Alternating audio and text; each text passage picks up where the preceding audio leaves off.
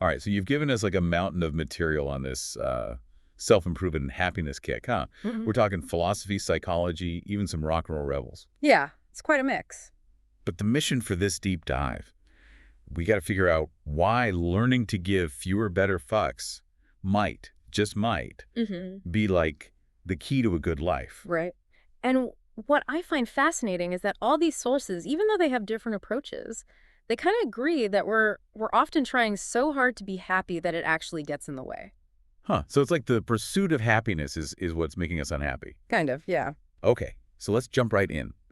One of the sources argues that this whole obsession our culture has with positivity, it might actually backfire. Makes us more anxious, more self-critical. Have you ever felt that? All the time. It's like you see everyone on social media and everyone seems so happy and successful. Right. Makes you feel like you're not doing enough. Yeah, like you're failing somehow. Exactly. Yeah. It's like that feedback loop from hell described in The Subtle Art. It's so true. Like, it reminds me of this story. One of the articles talked about this woman at the grocery store, and she's like throwing a tantrum over a 30-cent coupon. Oh, yeah, I remember that one. It seems like so trivial, It is. but it makes you think about how fixating on what we don't have can just create so much stress. Totally. The author uses that anecdote to show how focusing on what's wrong just makes it feel worse. So how do we like break free from that? Well, the sources seem to agree that happiness, it's not about avoiding problems altogether. Oh, interesting. So it's not about just having a perfect problem-free life. Nope. It's more about choosing the right problems to solve. Choosing your struggles. Yeah, exactly. Like, what challenges are you willing to embrace? What pain are you willing to go through to get what you actually want out of life? Huh. That makes me think of those musicians, Dave Mustaine and Pete Best. They were both like rejected early on in their careers, but they took really different paths. Oh, yeah, good example. So Mustaine, he gets kicked out of Metallica, and he goes on to have massive success with Megadeth. Ugh. But he was like fixated on Metallica, Mm. always comparing himself, Mhm. never really seemed happy. Right, whereas Pete Best, the drummer who got replaced right before the Beatles became huge, Yeah, he focused on building a family, a stable life, didn't achieve that level of fame, but his choices reflected his values. that's so powerful. So external success doesn't always equal internal Yeah, happiness, right? it really comes down to what matters to you. What are you willing to struggle for? And that takes self-awareness. A lot of the sources talk about how dangerous entitlement can be. Oh, yeah, that entitlement thing. And it can manifest in different ways, right? Like Yeah. thinking you're better than everyone else or thinking you're a victim all the time. Absolutely. There's that story about the guy who blamed his height for not having success with women. Oh, right, Gives right. you- He just couldn't see how his own behavior might be the problem. Exactly. And that's where the responsibility piece comes in. We're responsible for our emotions and reactions even when we're not at fault for the situation. So it's like responsibility and fault, not the same thing. Nope, not at all. Another interesting idea that came up was this tyranny of exceptionalism. Like, we're bombarded with these stories of exceptional people. Makes it hard to feel like our own lives are good enough. It's tough. Like, we're always comparing ourselves to the best of the best. Yeah. It reminds me of that story about Hiro Onoda, the Japanese soldier who hid in the jungle for like decades after World War II ended. He refused to believe the war was over. Oh, wow. He was so stuck in his own reality, he missed out on years of life. That's intense. It is. So if chasing exceptional is a trap, how do we find meaning and purpose in a world that's constantly telling us we're not enough? What were your thoughts on that? Well, that's where the power of saying no comes in, I think. Saying no. Yeah, being able to reject alternatives, set boundaries. It's crucial for finding depth and meaning in anything, really. I used to struggle so much with saying no.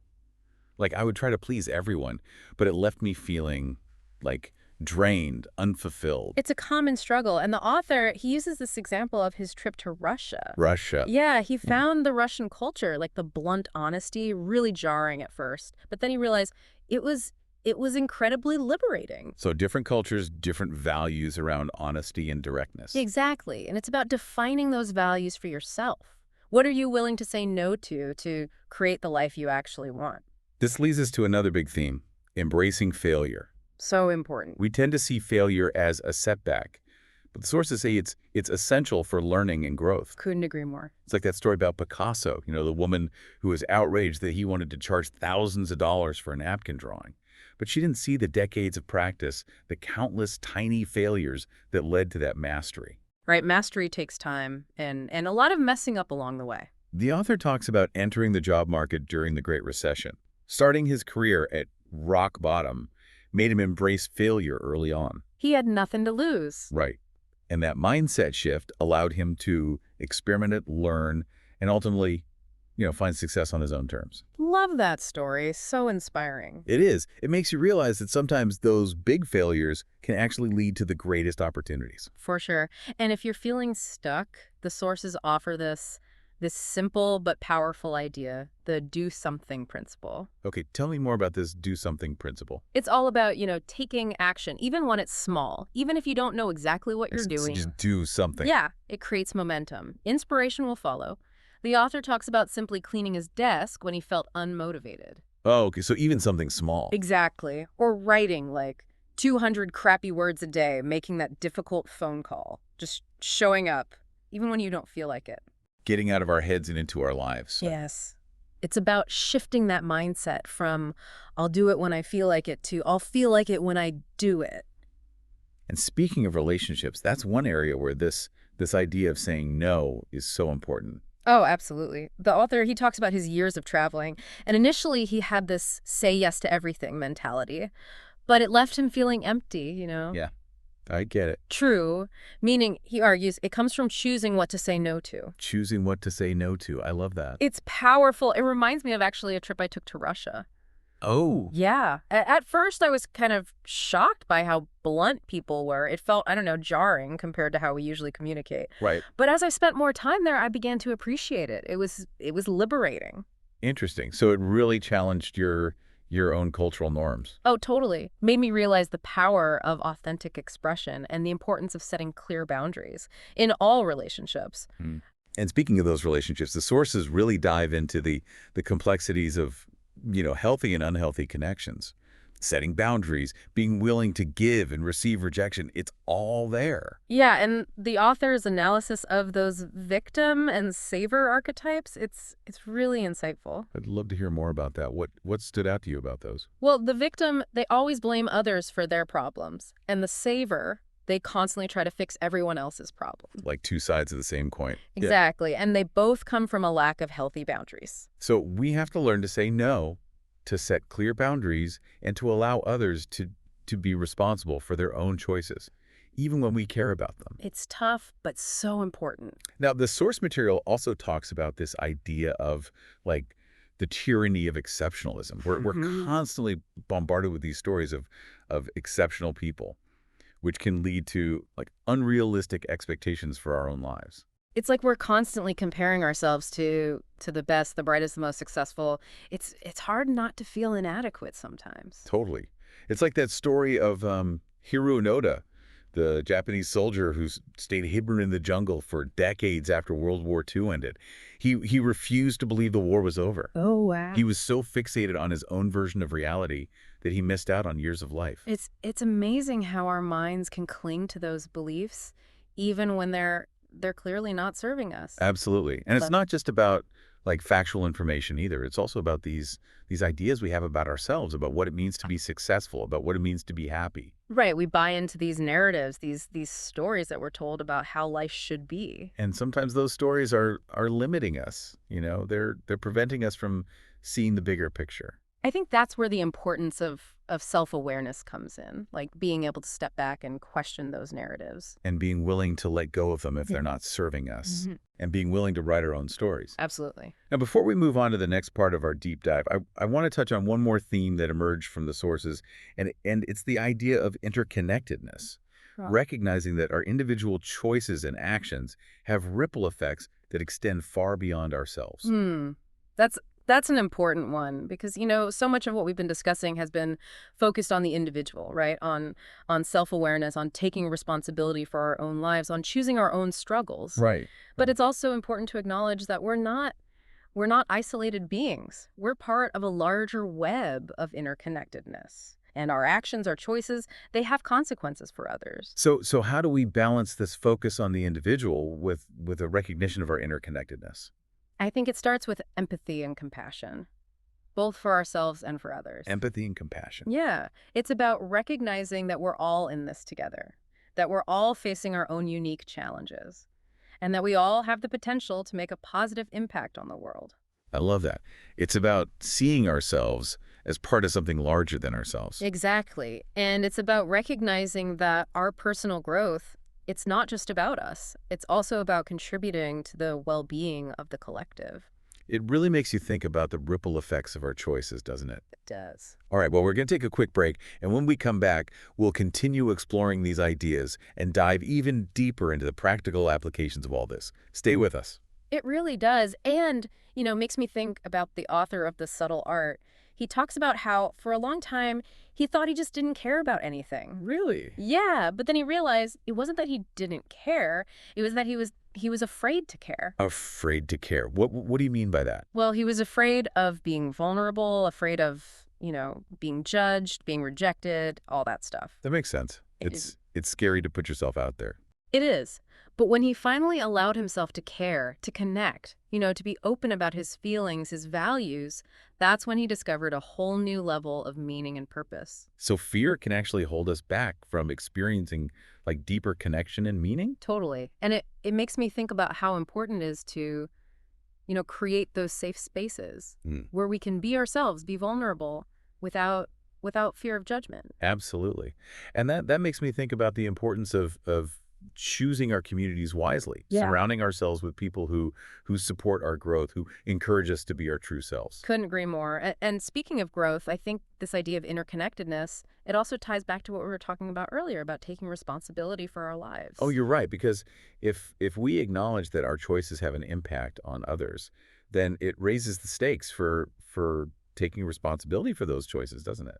Absolutely. It's not just about our own individual happiness anymore. It's about recognizing that our actions, they have consequences. They ripple out. They affect the people around us. They affect the world around us. So how do we even begin to grapple with that? Uh-huh. With that level of responsibility? I mean, it feels kind of daunting, doesn't it? It can be. It can be overwhelming. But I think the author, he offers some helpful guidance. He says, it starts with understanding the difference between responsibility and fault. I'd love to hear more about that. How do you see those two concepts getting confused? Well, we often assume that if something bad happens, somebody must be to blame. Right. But the author, he makes the point that we can be responsible for a situation without actually being at fault for it. Okay, I'm following you. So, he uses this example of imagine you find a baby on your doorstep. Okay, I have a baby on a doorstep. Right. Now, you didn't put the baby there, so it's not your fault. But you are now responsible for what happens to that baby. That's a really powerful illustration. It is. So responsibility, it's not about assigning blame. It's about recognizing that we have agency. We have the power to choose how we respond to any situation. Exactly. And those choices, even the ones we make when we're not at fault, they have consequences. And it's about owning those consequences and learning from them. So how do we get better at recognizing our responsibility without getting bogged down in guilt or blame? What did the sources have to say about that? One of the key things they emphasized was the importance of becoming aware of our emotional blind spots. Those patterns, those reactions that we're not even aware of. Oh, The things that trip us up, that keep us stuck in these unhealthy cycles. It's like those moments where we react in a way that surprises even ourselves. Yeah. And we're like, wait, where did that come from? Right, exactly. And those reactions, they often stem from, unresolved emotional baggage. Past experiences that have shaped us in ways we don't even realize. So how do we start to uncover those blind spots? What advice do the sources offer? Well, the author talks about his own experience with social anxiety. And, he spent years avoiding situations that made him uncomfortable. Yeah. But then he realized that avoiding those situations was actually making his anxiety worse. Oh, so it was like the avoidance was actually feeding the anxiety. Exactly. And it was only when he started to confront his fears, to put himself in those uncomfortable situations, that he began to actually overcome his anxiety. It's like facing your fears head on. Yeah, and that ties back to that do something principle we were talking about. Taking action even when it's scary, even when you don't know what the outcome will be. Right. It's about facing those fears, acknowledging our limitations, and choosing to move forward anyway. I love that. It's about recognizing that growth happens outside of our comfort zone. Exactly. And it's also about learning to set boundaries. The author, he tells this story about how he used to be a total people pleaser, Oh, always saying yes to everyone and everything. oh yeah, I know that feeling. It's like you're so afraid to disappoint anyone. Right. And it often stems from a fear of rejection Yeah. or a need for external validation. But what the author learned was that learning to say no, it's essential. It protects your time, your energy, your emotional It's well-being. about honoring our own needs and limits, No, right? that's it. But that can be really challenging, especially when it involves people we care about. What advice do the sources offer for setting boundaries in a way that's both compassionate and effective? One of the key things they emphasize is being clear and direct in our communication. Using those I statements to express our needs and boundaries without blaming the other person. Oh, like, so instead of saying, you're always making demands on my time, Right, yeah. you would say, I'm feeling overwhelmed right now and I need some time for myself. Exactly. And it's also important to be consistent with our boundaries.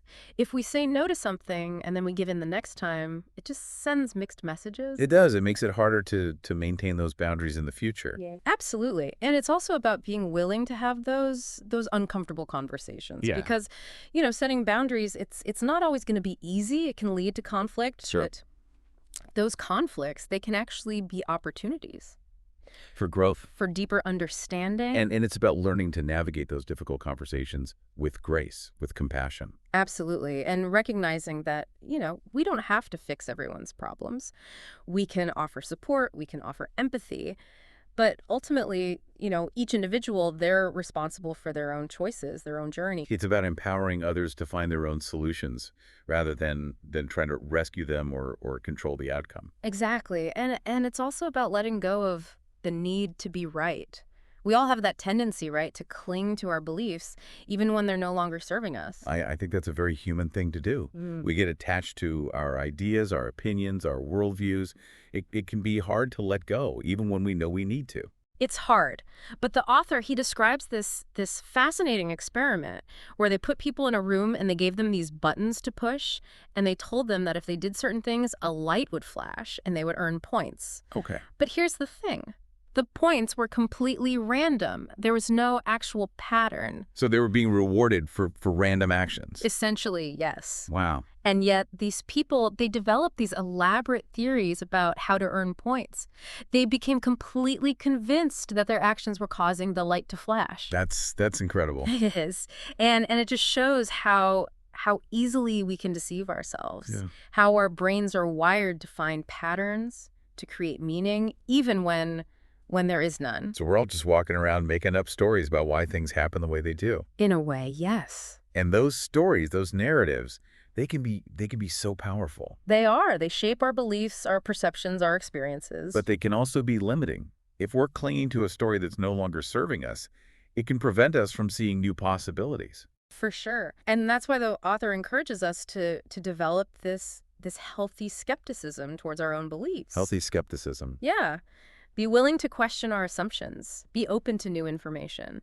Recognize that our perspective, it's just one perspective, So it's about being humble, It is. recognizing that we don't have all the answers, being open to learning from others. Exactly. And it's about being more compassionate with ourselves and with others. We all make mistakes. We all have blind spots. We're all just doing the best we can. We are. So instead of judging ourselves or others so harshly, we can choose to approach life with more curiosity, more empathy, more sense of humor even. Exactly. It doesn't mean we have to lower our standards or condone bad behavior, Yeah. but it does mean recognizing that we're all on a journey. Right. We're all works in progress. And we're all interconnected. Our actions have an impact on others. Mm-hmm. And we have this responsibility to use our gifts and talents to make the world a better place. Couldn't agree more. Speaking of gifts and talents, I want to touch on one of the most, I think, fascinating and challenging concepts that the author explores. It's this idea that our values, they actually shape our reality. That's a big one. It is. He argues that our values are essentially the things we give a fuck about. Oh, okay, yeah. Like the things that truly matter to us. Yeah. They're the principles, the beliefs that guide our decisions, our actions, our interpretations of the world. Mhm. And he distinguishes between, you know, good values and bad values. Oh, interesting. So what makes a good value? Well, he says good values, they're reality-based. They're achievable. They're within our control. While bad values, they're often, arbitrary, unsustainable. They lead to these unhealthy attachments. That makes sense. And he uses this example of those two musicians we talked about earlier, Dave Mustaine and Pete Best. Both of them faced rejection early in their careers, but they had very different values. And those values led them to very different outcomes. Oh, yeah. That was a powerful example. So Mustaine, he was obsessed with outdoing his former bandmates, proving that he was better than them. And he achieved a lot of commercial success. Yeah. But he remained like deeply unhappy. Right. He was constantly measuring himself against this external standard. Exactly. And it was a standard that he couldn't control. He couldn't control what other people thought of him or how successful they were. It's like he was chasing a ghost. He was. Pete Best, on the other hand, he chose a different path. He focused on building a family, having a stable career, living a life that was aligned with his values. He didn't achieve the same level of fame or fortune as the Beatles, but he found a deep sense of fulfillment. So external achievements don't always equate to inner peace and happiness. They don't. It really all comes back to those values that we choose to prioritize. And being honest with ourselves about what those values are. The author, he urges us to ask ourselves this really tough question. He says, what pain are you willing to endure? What struggles do you want to have in your life? Those are heavy questions, but they force us to confront what truly matters, We do. to make sure that we're not sacrificing our well-being in pursuit of goals that are not aligned with our values. And to choose our struggles wisely. Exactly. Yeah. He also encourages us to be mindful of the values that are prevalent in our culture. Yeah. To question whether those values are actually serving us. Because let's be honest, our society often promotes values that are pretty superficial, Oh, yeah. materialistic and ultimately unsustainable. Like what? Like what kind of values? Well, this constant chasing after the next big thing, the comparing ourselves to others, the trying to be perfect, always striving for more, never feeling content. It's exhausting. It is exhausting. And it can lead us down a path of emptiness and dissatisfaction. So how do we break free from those cultural traps? How do we cultivate values that are more authentic, more fulfilling? It's a process of self-discovery, of reflection. It's about taking the time to connect with our own inner wisdom, to listen to our intuition, to figure out what truly matters to us. To define success on our own terms. Exactly. And it's about being willing to let go of the things that no longer serve us, even if those things are, culturally valued or expected of us. It takes courage to do that. It does. And it's about recognizing that true fulfillment, it doesn't come from external achievements. It comes from living a life that is congruent with our values. It's about aligning our actions with our beliefs and creating a life that feels authentic and meaningful to us. I love that. It's about living in integrity. It is. And that brings us back to this idea of saying no.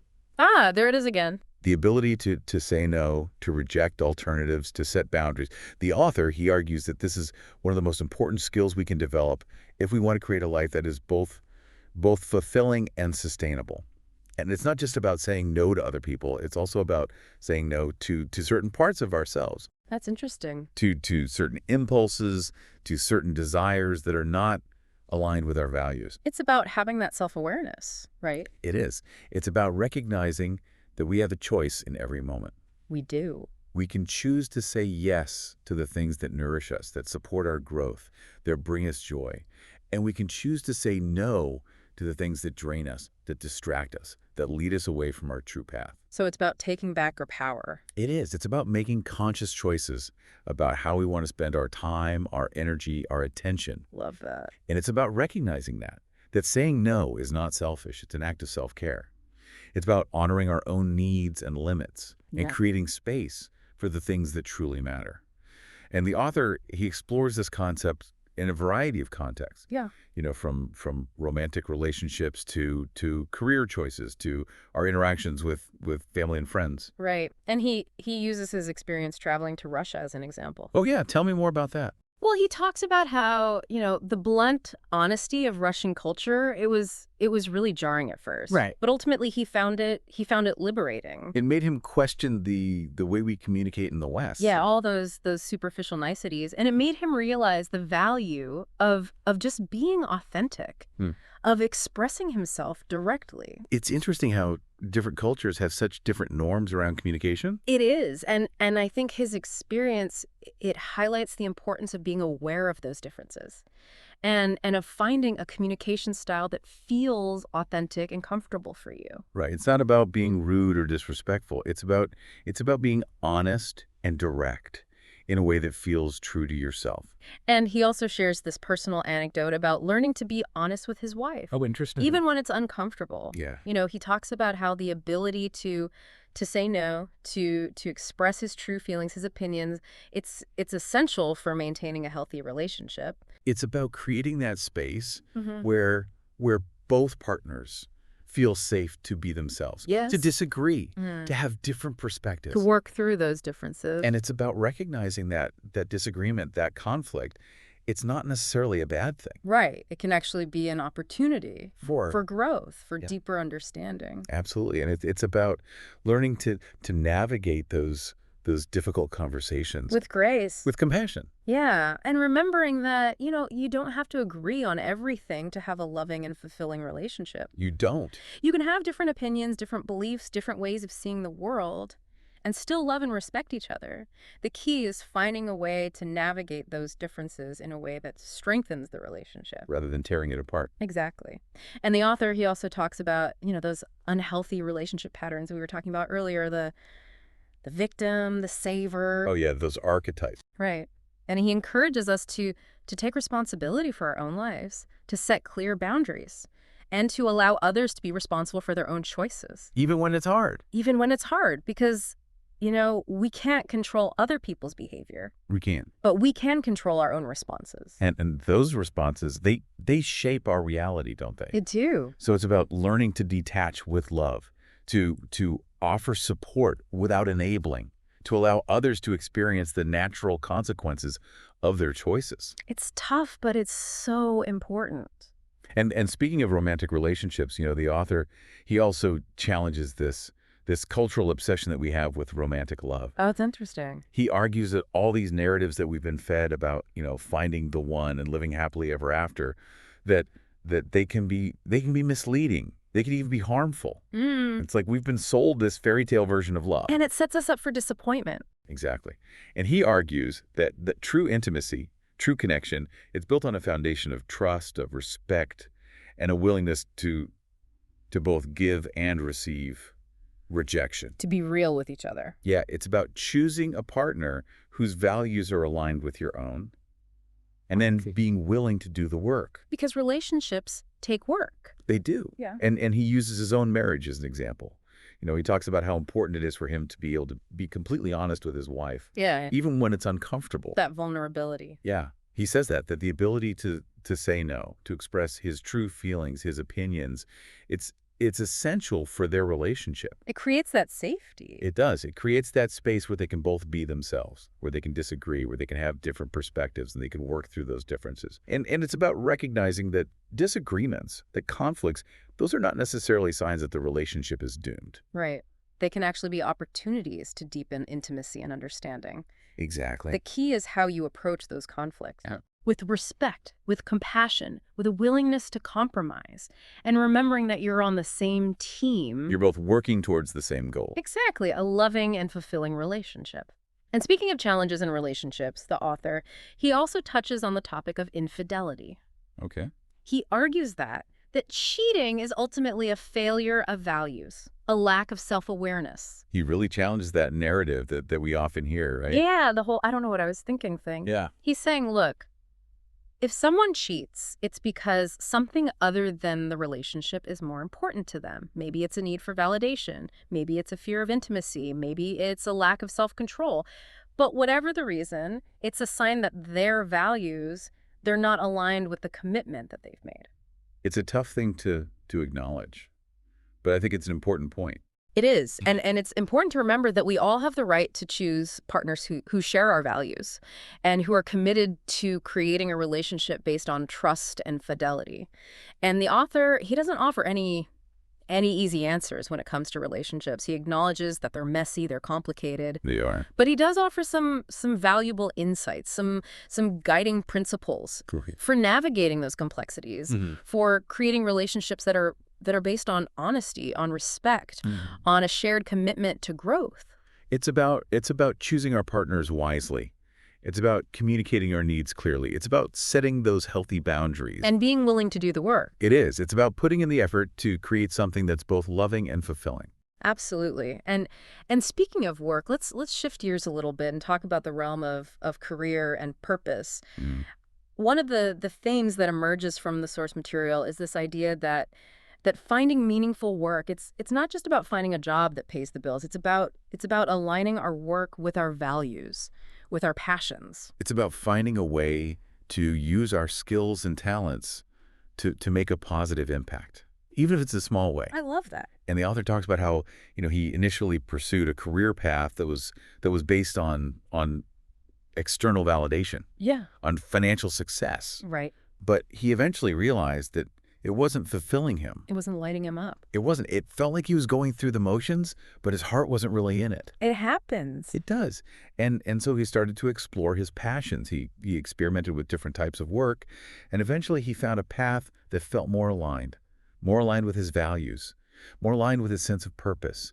And it's an inspiring reminder that it's never too late to make a change. It's never too late. It's never too late to pursue work that brings us joy, that brings us fulfillment. Absolutely. And it's also a reminder that meaningful work, it doesn't have to look a certain way. It doesn't have to be glamorous. It doesn't have to be, high paying. It can be anything that allows us to use our gifts, our talents to make a positive contribution. Right. It's all about how you define it. It is. Right. It can be volunteering our time. It can be starting a side hustle. It could be simply bringing more intention, more purpose to our current work. Yeah, it's about finding that connection. It is. Yep. It's about finding that connection to something that feels bigger than ourselves, something that gives us that sense of meaning, that sense of purpose, and remembering that our work, it's not our identity. It's not. It's just one aspect of our lives. Yeah. And it's important to create balance, to create space for other things that matter, our families, our friends, our hobbies, self-care. Right. All the things that make life rich and full. Exactly. So as we wrap up this part of our deep dive, I want to circle back to one of the key messages that we've been talking about throughout this conversation. Right. And it's this idea of taking action. Yes, action. The author of The Subtle Art. He reminds us over and over again that action is the antidote to fear, to procrastination, to stagnation. He gets us unstuck. It does. He encourages us to embrace this do something principle. To take that first step. Even when we don't feel like it. Yeah. Even when we're afraid. Even when we don't know what the outcome will be. Because action creates momentum. And momentum creates inspiration. And inspiration often leads to breakthroughs, to opportunities. It does. The author shares so many examples of how this principle has worked in his own life. It's powerful stuff. And he encourages us to apply it to any area of our lives where we're feeling stuck. Wherever we're feeling that resistance. Yeah. So if you're feeling paralyzed by fear, by doubt, remember these words. Do something. Anything. Just start.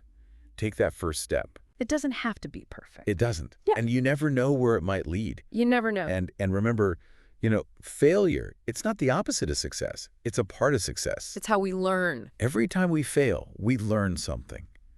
We gain experience. We become more resilient. And we get closer to our goals, even if it doesn't always feel that way in the moment. It's all part of the process. It is. So embrace the stumbles. Embrace the setbacks. Embrace the detours. They're all part of the journey. They are. Now, before we move on to the final part of our deep dive, I want to leave you with one final thought. The journey of self-improvement is not a linear path. It's messy, it's winding, it's full of twists and turns, it's full of ups and downs. There will be detours, there will be roadblocks. There will be. But it's in those moments when you feel lost, when you feel confused, when you feel discouraged, it's in those moments that it's most important to remember your why. Your why. Why are you on this journey? What are you striving for? What kind of life do you want to create? Connect to your values, connect to your passions, connect to your purpose. And trust. Trust that you're exactly where you need to be. You are. Embrace the journey. Embrace the uncertainty. Embrace the growth. And most importantly, embrace yourself. Because you are worthy. You are worthy of love. You are worthy of happiness. You are worthy of fulfillment. And you have the power to create the life of your dreams. We're going to take another quick break, and when we come back, we'll wrap up this deep dive with some final reflections and key takeaways. Stay with us. You are. And, it's so easy to get caught up in all the shoulds and the have-tos of life. It is, isn't it? And we lose sight of what really matters, of what really lights us up. We do. It's like we're all just going through the motions, Yeah. but not really living. And that's why it's so important to, to carve out that time for reflection, for introspection, for connecting with that inner wisdom. Yeah. To ask ourselves those big questions. The big ones. Like what do I really want? What brings me joy? What makes me feel alive? Exactly. And then to have the courage to actually pursue those things. Even if they're like unconventional. Right. Even if they're outside of the norm. It's about creating a life that's aligned with who you are, with your values, with your passions, with your purpose, and recognizing that life might look very different from what society tells us it should look like. And speaking of those societal expectations, I want to touch on one of the most, I think, profound and perhaps controversial messages that emerged from the source material. Okay. It's this idea that we are ultimately responsible for everything in our lives. Mm. And this can be a really difficult concept to grasp. It can. Especially Yeah. when we've been through, challenging experiences or even traumatic experiences. Right. It's natural to want to blame others, to feel like we're victims of circumstance. It is. But the author, he argues that taking ownership of our lives, even the painful parts, it's essential for growth. Mhm. It's essential for creating a life that's truly our own. It's about empowerment. It is. It's about recognizing that we always have a choice. Even in the midst of adversity, Always a choice. we can choose to be victims. Hmm. Or we can choose to find meaning and growth Mm. in those challenges. And it's not about denying the pain. It's not about pretending that everything's okay. Right. It's about recognizing that even in the darkest of times, we still have that power to choose our response. Yes. To choose our narrative. To create a narrative that empowers us to move forward. Exactly. And he uses the example of his own experience with heartbreak, and how he eventually came to realize that while his ex-girlfriend, she was to blame for her actions, he was responsible for his own healing. Right. He couldn't control her behavior, He couldn't. but he could control how he responded to it. And those responses, they shaped his reality, didn't they? They did. They Yeah. determined whether he was going to stay stuck in that pain and resentment or whether he was going to find a way to grow and learn from the experience. And he chose to grow. He chose to learn. And I think that's such a powerful message. We always have that choice. We do. And it's a choice that we make in every moment. It is. Now, the sources, they also challenge us to examine the stories that we tell ourselves, Yeah. the narratives that we buy into. The stories we tell ourselves. We're constantly bombarded with these messages about Yeah. what it means to be successful, what it means to be happy, what it means to be fulfilled. Right. And those messages aren't always true. They're not. And it's important to be critical of those narratives. Yeah. And to develop our own internal compass Our own inner knowing. for what truly matters. Mhm. And it takes self-awareness. It takes a willingness to question our beliefs. And it takes a commitment to ongoing growth, To keep learning. to keep learning, to keep evolving, to keep becoming. And to be compassionate along the way. Yes. And that brings us to the end of our deep dive. It's been a really rich and thought-provoking conversation. It has. And I think the biggest takeaway for me is this idea that we have a choice. We have a choice in every moment. We do. We can choose to focus on the things that drain us, that bring us down, that make us feel small and insignificant. Or we can choose to focus on the things that lift us up, that inspire us, that make us feel alive and connected to something bigger than ourselves. So it's about choosing where we direct our energy. It is. And it's about remembering that we are not alone. We are all in this together. And we all have the power to create a life that is both meaningful and fulfilling. Absolutely. So go out there and give fewer better fucks. And create a life that you're proud of. Thanks for joining us on this deep dive. It's been a pleasure. We'll see you next time.